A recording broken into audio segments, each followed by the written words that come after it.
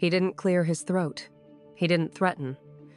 He just used my name the way a locksmith uses a tension wrench. "Good morning, Emily. Let's talk about what you stole from us." "I didn't steal anything," I said. "I recovered what was mine." "Words matter," the voice replied, mild as clinic lighting. "You took evidence. Evidence belongs to the people it can hurt.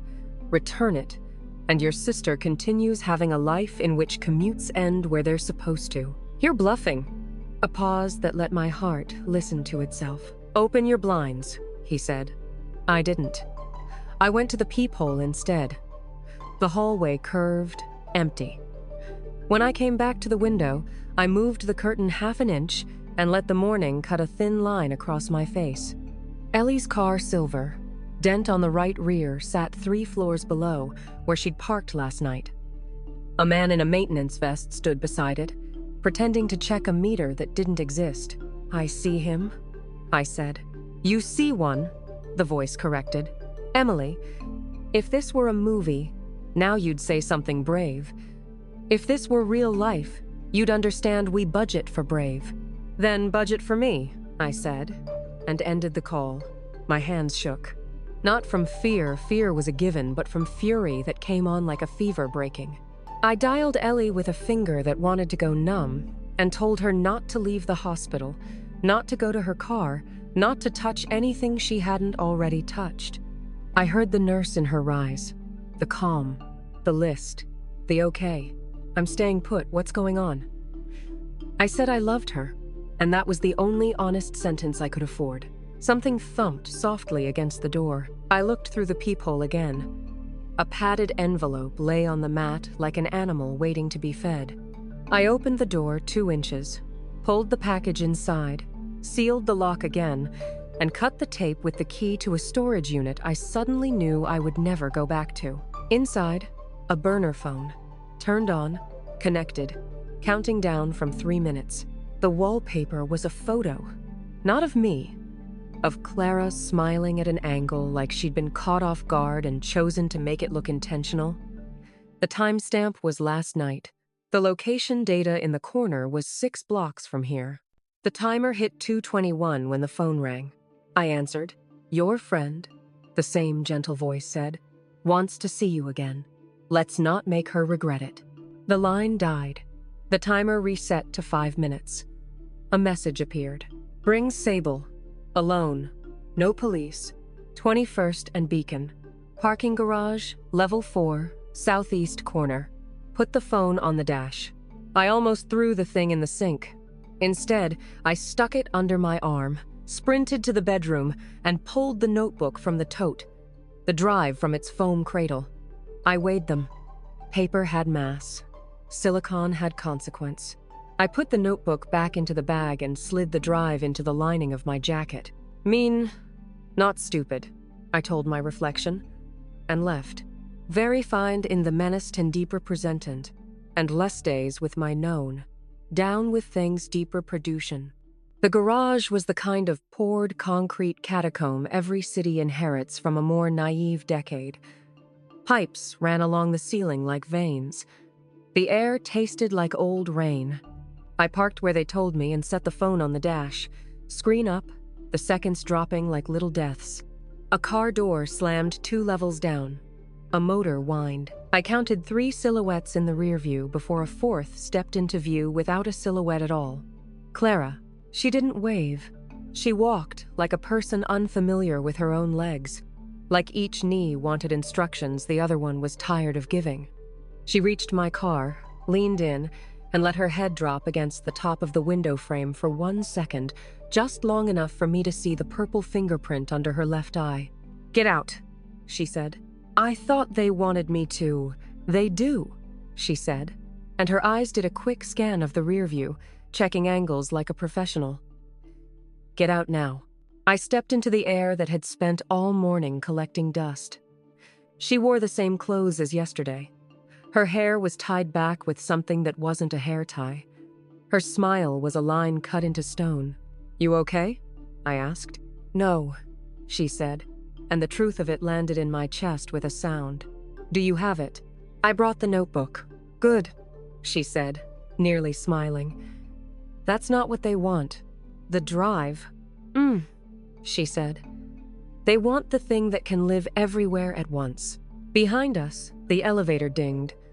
2 men in shirts, too clean for their shoes, stepped out, carrying nothing and everything. The one on the left lifted his hand to show me it was empty. The other adjusted his sleeve like it itched with impatience. "Miss Carr," the undersleeve said. Voice and polish matched perfectly. "Thank you for being reasonable." I didn't look at his hand. I looked at Clara. "You with them?" I asked. Her mouth twitched. "I'm with whoever gets me out of this alive." I wanted to hate her.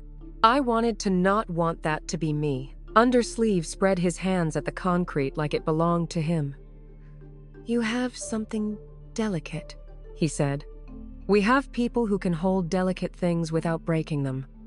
Give us Sable. And Ellie's commute ends with keys in a bowl and slippers on a mat." "I don't have it," I said. He smiled with the part of his face that had practiced. "Of course you do. It's what good women do. They hold what keeps others safe." The man to his right moved half a step, enough to make the air around my ribs notice itself. Clara's fingers found my wrist. A touch, barely there. "Car's wired," she whispered. Voice built for bathrooms and back rooms. "Don't go back to it. If you run left. Left goes to nothing," I murmured. "Exactly." Undersleeve took another step. "Miss Carr?" I pulled the notebook from my tote and tossed it not to him, but to the ground between us. He didn't flinch. He let it hit concrete like it was a test I was failing by giving. The other man crouched and opened it, flipped pages with the speed of someone who knew what he was looking for and didn't care that it was there. "This isn't Sable," he said. "That's what I said." I said. Undersleeve sighed. "Bring her." He nodded past me. Footsteps softened the concrete. 2 more, behind. A hand reached for my arm. Clara moved before I could think. She stepped into my space, turned me like we were dancing, and the hand that had found my wrist now pushed down hard, dropping my center of mass toward my heels. The next thing I knew, her shoulder was in the stomach of the man behind me, and the next thing he knew, he was making a sound he hadn't planned to make. Her knee came up with a thud you can't fake. Her elbow stole his breath. His hand failed to find his gun because her hand had already found his wrist. "Run left," she said. And this time, it sounded like an order I had paid a lot of money to obey. We ran. Left led not to an exit, but to a half wall overlooking a gap between levels. Air moved sluggishly, pipes sweated. The drop was 6 feet, maybe 7, to a ramp angled like a question mark. "Don't think," Clara said, and jumped. I didn't think. I jumped. Pain blossomed in both heels, and then washed up my bones like a wave coming up a beach farther than it promised. Clara grabbed my arm and we ran again, down the ramp, between pillars, through a field of cars with dust like snow. Behind us, Undersleeve's voice threaded through the hard echoes. "Don't shoot," he called. "We're not animals." A shot followed the sentence like a punchline that doesn't care whether you laugh. "Animals," Clara muttered. "We found a stairwell that smelled like bleach and someone's lunch 10 years ago. The first door we tried was chained. The second opened to a corridor lined with cages where cars went to wait for owners who would never come back."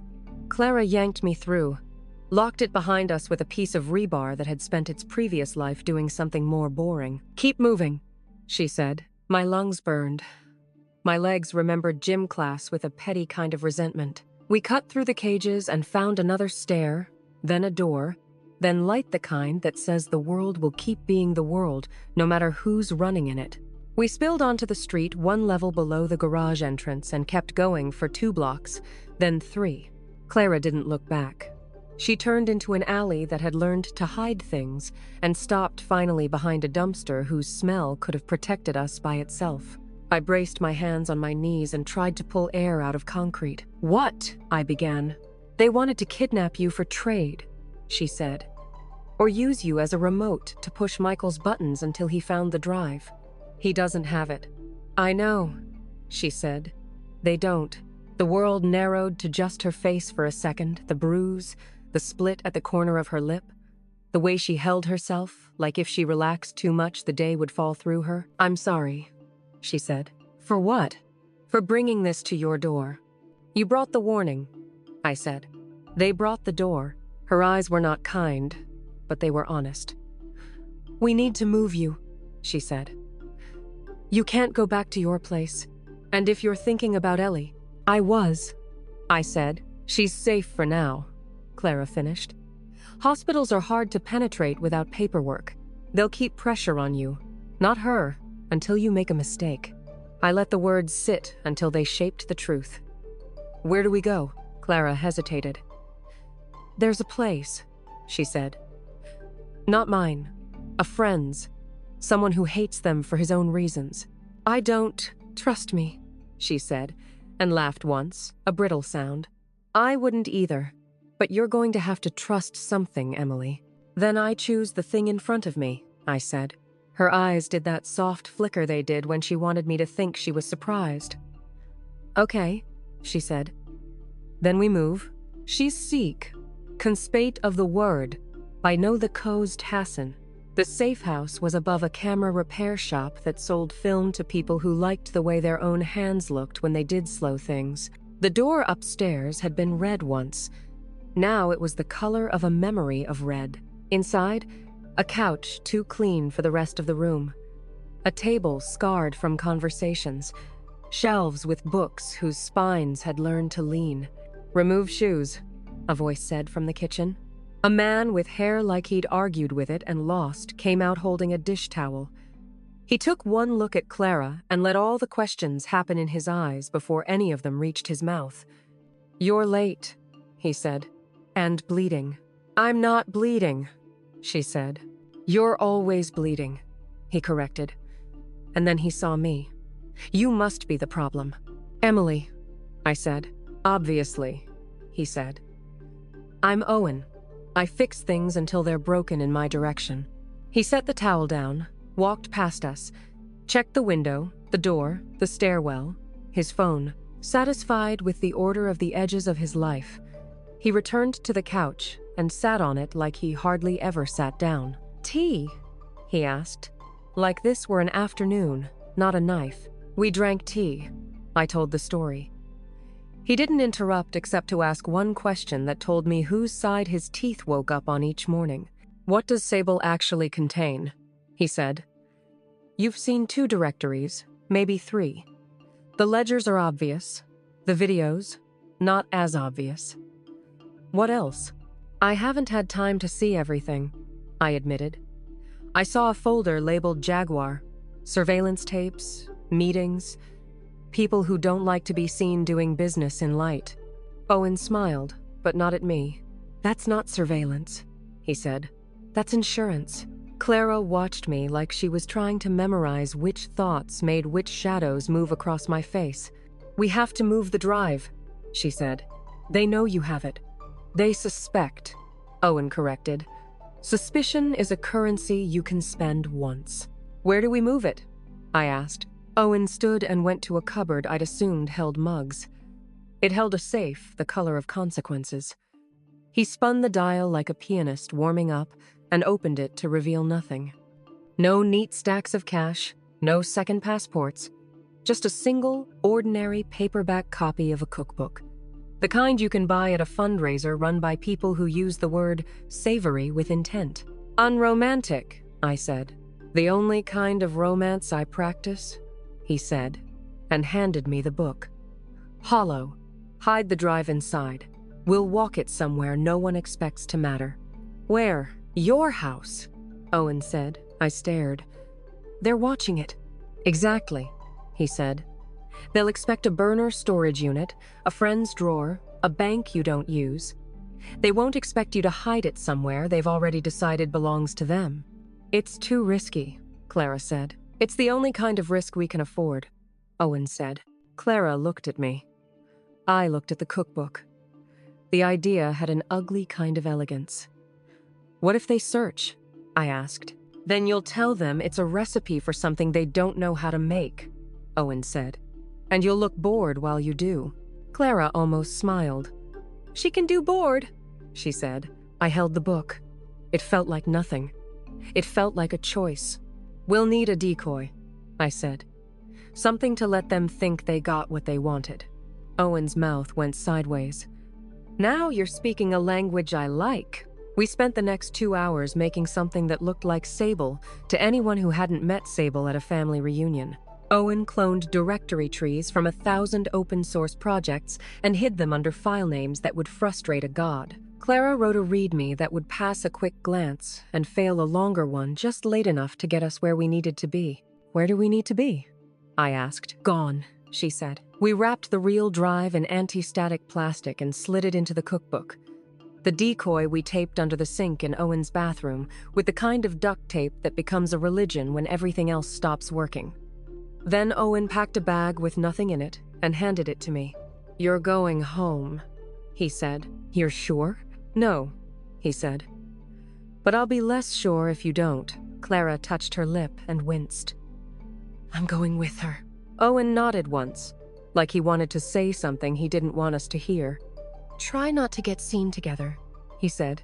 If you do, kiss. Clara blinked. What? People look away from romance, he said. It makes them uncomfortable.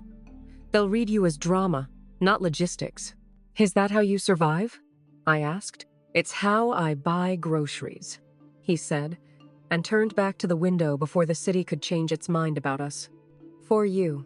Another anno has a me presentiveness, but the band has the side heed tune presens, where the down of the band heed tune. We took side streets and wrong turns. I had the cookbook in a tote that said Farmer's Market in a font designed to sell lies about the origin story of kale. We spoke in low voices like we owed the air secrets. How did you get free? I asked, finally. Clara kept her eyes on the sidewalk. I didn't, she said. I made a trade. What trade? I gave them a way to reach you. I stopped walking. She took one more step and then stopped too, the pendulum between us stuttering to a halt. You put Ellie in danger, I said. I kept her alive, she countered, voice cracking into something she hadn't planned to show me. There are levels. On the first one, they kill pets. On the second one, they stage break-ins. On the third, they stop pretending to be careful. I kept you at level 2. And level 4? There isn't a level 4, she said softly. There's just the news. It took everything I had not to hate her. The not hating sat beside the hate like a guest at a table neither of them had reserved. Why help me at all? I asked. Because he lied to me, she said. And because when he lied to me, I believed him more than I believed myself. I can forgive the first thing. I can't forgive the second. Michael, I said. Michael is the shape the lie took, she said. Jaguar is the room the lie lived in. We walked to my block. 2 cars I didn't recognize sat where neighbors with names I didn't know usually parked. We split without speaking. She took the back alley, I took the front, and we met at the side gate as the motion lights startled 3 moths into admitting they existed. Inside, the house smelled like dust and the backs of books. I set the tote on the counter, reached under the sink, and pulled out a box of dishwasher pods that had been mostly full for the last 3 years. The cookbook fit on the 3rd shelf, behind a stack of baking sheets I never used, and a basket of rubber spatulas that had forgotten what stirs what. Clara stood by the window and watched the street pretend to be an ordinary sentence. They'll come, she said. I know. And when they do, she said, you'll give them something. I know, I said, and peeled back the tape under the sink to retrieve the decoy Owen had placed there earlier like a magic trick. I put the fake in my jacket pocket. Do you trust me? Clara asked suddenly. No, I said, but I want to. That's almost worse, she said, half smiling. You? She looked past me, then back. Every time I try to not trust you, she said. You do the thing I would have done if I were better at being myself. It was not a compliment, but it felt like one. We waited. The first knock was the kind of knock that pretends the person on the other side has a reason to be anywhere at all. The second said, "We planned this, and you didn't." The third said nothing you could put into a sentence without adding someone else's blood. I opened the door. Undersleeve stood there like a question he had already answered. Two men flanked him who looked like their mothers had named them after virtues that never took. He smiled at the inside of my house, as if it were a memory he was looking forward to revisiting one day when he had less time. "Miss Carr," he said, "you've been very uncooperative." "Some things are not cooperative by design," I said. "Like rib cages." He laughed genuinely. "May we come in?" "No," I said. "Then let's play your way," he said, and his men moved past me like I had stepped aside even though I hadn't. One went to the kitchen, the other to the hallway, the kind of split that tells you who has a plan and who has a rifle. "Where is Sable?" Undersleeve asked conversationally. I pulled the fake drive from my jacket, let him see it, and pulled it back before he could take it. "A trade," I said. "Of course," he said. "What would you like? Cash? A promise? Your sister's commute?" "I want a name," I said. "The voice." He tilted his head like a bird listening to its own heartbeat. "Why?" "So, I know who to eulogize." He almost smiled. "Names are not currency at this level. Everything is," I said. "Even the number of times your men open my drawers." He nodded once, impressed and bored. "Fair," he said. "You give me that drive. I give you what you can use." "And what can I use?" "Time," he said. And for the first moment since we'd met, his voice changed. The smile went down into something that looked like the hole a smile leaves behind when it goes. "You don't understand the thing you're standing in. You think Jaguar is money. Jaguar is timelines. We move things into place and then we wait until gravity does what it always does." Behind him, the man in my kitchen opened the cupboard where I'd left the cookbook. He reached past it for the box of dishwasher pods, like a man whose hands have not done dishes but know what their shape looks like. He didn't even touch the spine. Undersleeve saw where I was looking and did not look there. "Time," he repeated. "You buy it by paying attention to the wrong things. You're not getting the drive," I said. He sighed. "Then I'm not getting promoted," he said lightly, and stepped closer until the air between us had to say, "Excuse me." "You were the boring one," he said softly. "The wife who balanced, the woman who put receipts in correct places. I don't like that you turned out interesting. I like when the world obeys its own cheap stories. What are you in on the signs well is presenter finds." The man from the hallway came back with a small jewelry box. The ring, the old one. The laugh that wasn't one flickered across Undersleeve's mouth. "I do like props," he said. "They make acts feel expensive." "Take the drive," I said, and tossed him the decoy. He caught it without looking, handed it to the man with the dishwasher pods, and let his smile return to the upper half of his face. "You're going to regret that," he said pleasantly. "We don't take mercy as proof of love." He left without another word. The men followed, leaving the house with the quiet that only people who intend to return use. I closed the door and locked it, and leaned my forehead against the wood and listened. To my breath, to the pipes, to the way houses memorize you and then forget you and then want you back. Clara came out from the hallway, where she'd been a shadow with intentions. "You lied well," she said. "You too," I said. We didn't laugh. We watched each other with the kind of attention you reserve for things that carry you across rivers. "Now what?" I asked.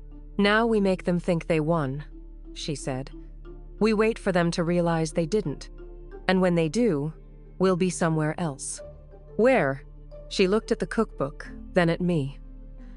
"Where I can stop lying," she said quietly. The rest of the day moved like cold honey. Owen texted a single period at sunset to confirm he was still alive.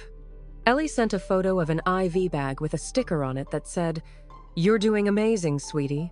And I cried in a bathroom until the mirror decided to get involved. When the light had the color of a bruise healing, Clara stood in the kitchen doorway and watched me like she'd always watched doorways.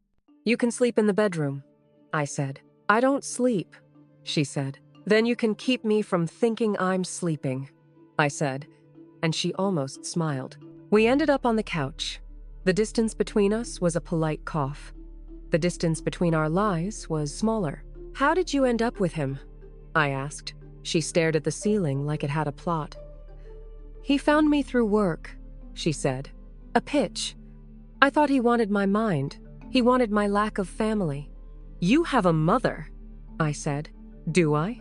She said, and the past walked across her face and sat down without asking permission. My father taught me that silence is what keeps a household alive. When he died, I inherited an echo. I had a mother who taught me to keep receipts, I said. And now you are a receipt, she said softly. Now I'm the audit, I said. She turned then. Not much. Just enough to bring both of our faces into the same grammar. You know this won't end with a courtroom, she said. I know, I said. And you know that whatever you do next will make the person you were into a person who can't go back. I know that too, I said. And then because the night had become a shape, I couldn't stand unless I changed it. I reached across the distance I had left and touched the place on her lip where the skin had split. She inhaled sharply, the way people do when a fact becomes itself. Her hand rose and closed around my wrist, not to stop me, but to hold the same line we'd been not crossing all afternoon. This is a bad idea, she said. All the good ones were used up, I said. She leaned in, slow enough to let me change my mind if I wanted to. I didn't. The kiss was not sweet. It was not even kind. It was two people installing a window in a wall they had both spent too long pretending didn't exist. We broke apart first because we had to breathe, and second because my phone lit the room like a siren. A message from an unknown number. A link. I clicked because the part of me that was still the boring woman believed in clicking things to find out what they are. A live stream opened. Grainy. A room that wanted to be a room and failed. A chair. Rope. Ellie. Her mouth was taped. Her eyes were what eyes become when they have been asked to witness beyond their pay grade. No, I said. It didn't come out like a word. It came out like a cut. Clara grabbed the phone, angled it, cursed. They took her from the hospital. How? Ambulance, she said. Paperwork. A staged transfer to a facility that doesn't exist. On the screen, a figure moved behind Ellie. He was ordinary. He was the kind of ordinary that makes monsters possible. A voice not under sleeves. Older, colder. The voice that had called me. Hello again, Emily, it said. We tried time. You paid with arrogance. Now you'll pay with something you understand. Clara squeezed my hand hard enough to make the present come back into focus. I put the phone on the table and opened Sable on my laptop. Not the decoy, the real one.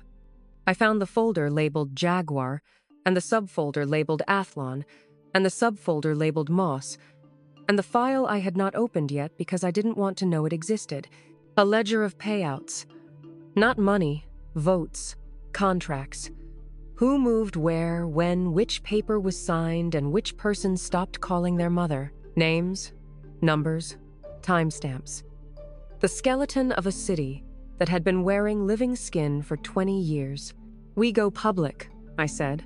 They'll kill her first, Clara said. Then we go crooked, I said. We feed it to people who hate each other enough to keep it alive out of spite. We feed it to every faction exactly the piece that makes them think the other faction is winning. War, Clara said. Noise, I said.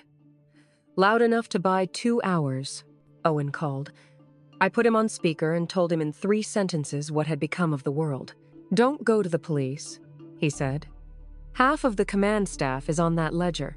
I'm not asking permission, I said. I know, he said, and his voice did that thing voices do when they decide to live inside other people.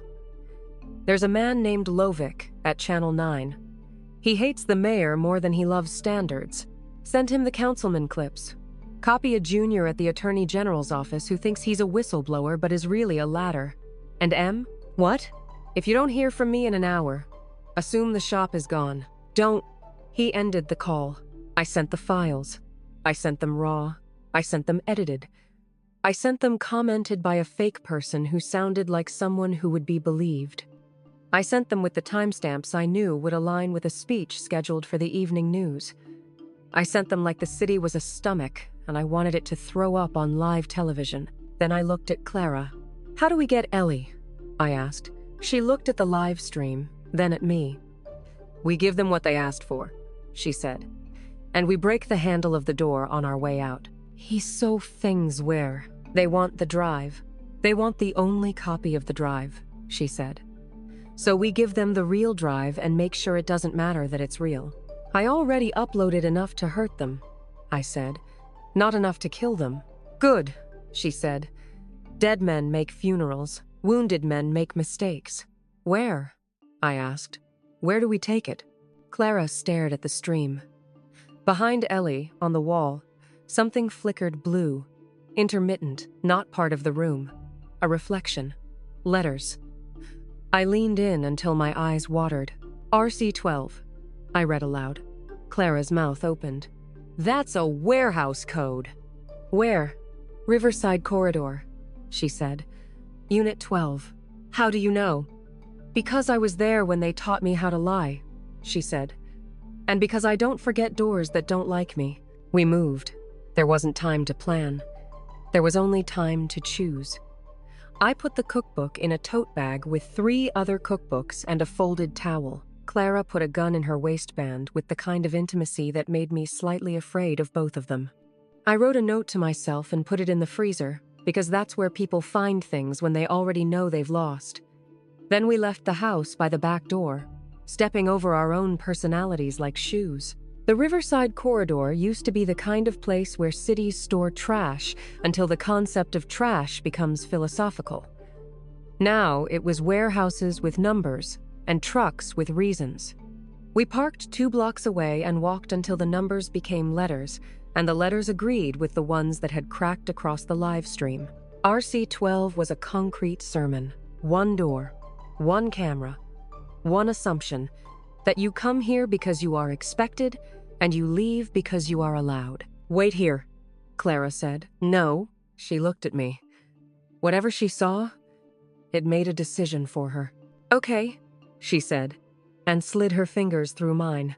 Quick, like the gesture had somewhere else to be. She led me along the alley wall to a utility hatch whose lock had absorbed more stories than it wanted to. She reached into her back pocket, pulled out a small piece of metal that had once been part of a clipboard, and made the lock regret its life choices. Inside, a narrow corridor, the smell of transformers, the soft hiss of air doing its job. We moved like people who had seen movies and didn't want to be in one. Clara counted under her breath. Right, left, right, door. She pressed her ear to it. 2, she said. 2 guards? 2 men who thought they'd have an easy night, she said, and slipped through with the ease of someone who had learned the shapes of rooms from a book and then graduated to exams. I followed. The room beyond was a mezzanine overlooking a larger space, where pallets of something labeled as not what it was lined up like the argument they had been saving for a later date. Below, on a chair bolted to the floor, Ellie sat as if sitting had been invented to keep her from moving. A man stood by her. Another sat on a forklift and scrolled his phone like it would eventually become a person who loved him back. Hey, Clara breathed. I can't do this, I whispered. You can, she said, because it's the only thing left. Plan? You give them the drive, she said. I stand between you and the dumb one when he remembers he brought a gun. That's not a plan. It's the ratio we have, she said simply, and squeezed my hand hard enough to install courage. We descended the stairs like they had earned the right to be descended. Halfway down, my foot kicked something metal. The man by the forklift looked up, bored, then less bored. Can we help you? He called. Yes, I said, and the word sounded like a door opening. You can let my sister go. What do you have for me? Asked the other, the one beside Ellie. His voice was the voice that had called me. In person, it was worse. I held up the tote bag. He laughed. "What are you, a picnic?" "Something like that," I said, and stepped onto the floor where men arrange their lives. "Bring it here," he said. I did. He didn't touch me. He touched the bag. He took out the cookbooks and chuckled like he'd been given a script that didn't understand he could improvise. He found the correct book last, of course, because that's the position fate always hands to truth. And he opened it and saw the drive and exhaled with his whole face. "There," I said. "A trinket." He gestured to the man at the forklift. "Cutter," he said. The man at the forklift stood, slowly, like he didn't want to. He walked to Ellie, pulled a knife from his pocket, and sliced the rope around her wrists with a care that surprised me. She cried into the tape, and the sound went through the room like a small god. "Stop," the voice said suddenly. "Not yet." "Why?" I demanded. "Because," he said, and reached into his jacket and pulled out a phone. "I want to make sure we don't have to do this again. It is no the self," he dialed. He put the call on speaker. It rang once, twice, a click. "Michael," the voice said. "Say hello to your wife." Michael's breath came through the speaker like a man who has been running in a space too small for running. "Emily," he said. Don't what?" the voice asked, pleasantly. "Don't save your sister? Don't trade your city? Don't be interesting?" "Don't believe there are rules," Michael said, and his voice broke on the last word. "They'll take it. They'll kill her anyway. That's the point." "Shut him up," the voice said, and the line went dead with a finality modeled on tombs. Clara was beside me now, close. The closeness was a weapon we both understood. Her hand slid behind my back. I didn't have to see to know she was choosing a place to stand that would allow her to draw and shoot in one breath if the world decided to offer us that kind of prayer. "You have what you want," I said to the voice. "Take it and let her go." He looked at me like I'd mispronounced the idea of reality. "We wanted what's on it," he said. "But you sent enough into the world that now I want something else." "What?" "You," he said. "You and your friend and anyone who thinks stubbornness is a strategy." Clara moved. It was a small move, half an inch of shoulder, a shift of weight, and it changed the air. The man on the forklift reached for his waistband. Clara's hand flashed, not to her gun, but to the forklift's keys, which she threw across the room with a clatter that made both men glance instinctively. Ellie bolted. Everything happened at once. Clara pushed me sideways. The man beside Ellie lunged for her hair. Ellie ducked with the instincts of a woman who had listened to 1,000 scared people ask if they were going to be okay, and decided to be one of them. The man at the forklift produced a gun that had not learned patience. Clara's gun appeared and spoke first, the sound of a decision made at 1,000 feet per second. He went down, surprised, angry, alive. The other man drew, fast. I moved without thinking, the tote bag swinging, the cookbook catching his wrist like a joke that finally works. The gun fired into the concrete and bit sparks. Clara fired again. The bullet took the man's confidence and part of his thigh. He screamed because bodies scream when you ask them undoable favors. "Run!" Clara snarled, and Ellie did, past me, into me, through me. I grabbed her and we became a single thing, with 4 legs and new instructions. We made for the door, but it slammed open into 2 more men who had been waiting to become part of a story they would later lie about to people in rooms that smelled like whiskey. Clara emptied her magazine in a straight, economical line that told me things about her I would be afraid to know in better light. One went down because his knee decided it was done being theoretical. The other dropped behind a crate and remembered that existence was a long corridor. "Back," Clara said. We backed. Ellie's breath came in fast, furious gulps. I wanted to hold her. I wanted to bury all of us in a backyard none of us owned. I wanted 1,000 small things that didn't matter. We reached the stairs to the mezzanine and took them like a promise to gravity we intended to keep. Above, we found a catwalk that led to a door that claimed to be an exit in a font that had not signed a contract. Clara shouldered it. It opened to air and a ladder and the kind of height that changes what you call a fall. "Go," she said. Ellie went. I followed. Clara came last, her movements small and precise, the careful violence of someone who knew how much a step weighs. We reached the roof. The city spread out like a thing that thought it was big. Sirens in the distance negotiated with promises. A helicopter droned somewhere it didn't belong. The ladder ended in a lip with a 2-foot drop. Ellie swung her legs over, jumped, landed, almost fell, didn't. I turned to help Clara. A shape appeared at the edge of the roof like a trick of light, undersleeve. He held nothing. He held everything. A small smile like the last time a man is young. "Run out of bullets?" he asked Clara. "No," she said, and raised the empty gun like a thing that still had meaning in it. He laughed, and it came from his throat, not his stomach. "Jaguar doesn't sleep," he said. "No," I said, stepping between him and the ladder, because some part of me still believed in cheap stories and didn't care what that meant. "But it gets tired." He tilted his head. "You think this eats me?" "I think it eats everything," I said. He stepped closer. "It eats everything except the person who feeds it." "Then starve," Clara said, and charged. I don't remember deciding to move. I moved. We hit him together, not like heroes, but like women who had run out of ways to tangle with the truth. He went down because physics can be taught to anyone. The gun he didn't have became a knife he did. He slashed. Clara's arm bloomed red. She didn't stop. She took the knife and turned it into air, and then into a sound the knife made when it realized it was not going to be the hero of this scene. Footsteps on the stair. Voices. We had seconds, if that. I grabbed Undersleeve's jacket and rolled him toward the edge.